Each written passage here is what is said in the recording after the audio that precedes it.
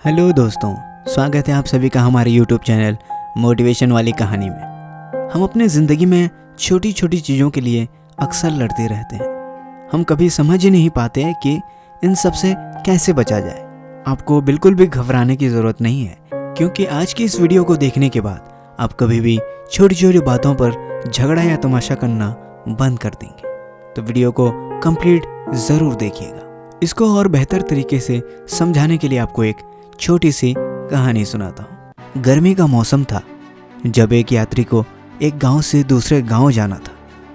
जाते जाते वह थक गया और उसने देखा कि एक आदमी गधा किराए पर दे रहा है। वह आदमी वहां गया और गधे के मालिक को एक दिन का किराया दे दिया। क्योंकि गधा बहुत ही आलसी था तो वह रास्ते में चलते चलते रुक जाता था। गधे के साथ साथ गधे का मालिक और किराएदार दोनों पीछे पीछे आ रहे थे। तभी गधा अचानक रास्ते में रुक गया।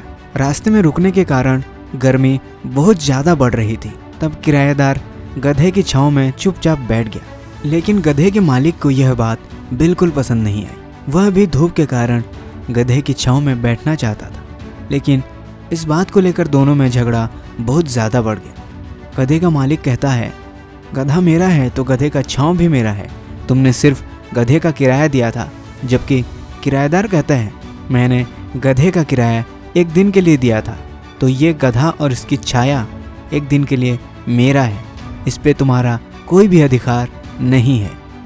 दोनों में झगड़ा चल ही रहा था कि गधा उठा और वहाँ से भाग गया और दोनों पछताने लगे, क्योंकि दोनों ने सोचा ही नहीं था कि गधे की छांव में दोनों बैठ सकते थे। तो इस कहानी से हमें ये सीख मिलती है कि हमें अपने ईगो को साइड में रखकर सोचना चाहिए, ताकि अपनों के बीच झगड़ा ना हो।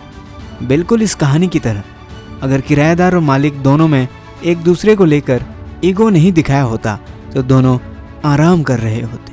ठीक उसी तरह अगर हम भी छोटी छोटी बातों को लड़ने के बजाय अपने ईगो को दूर फेंक कर सोचते तो शायद हम लोगों का आपस में कभी भी झगड़ा नहीं होता और हमारी अंडरस्टैंडिंग बढ़ती और हम एक बेहतर लाइफस्टाइल को अपना पाते। मुझे पूरा उम्मीद है कि आज की कहानी आप सभी लोगों को बहुत पसंद आई होगी। पसंद आई है तो नीचे कमेंट करके जरूर बताइए।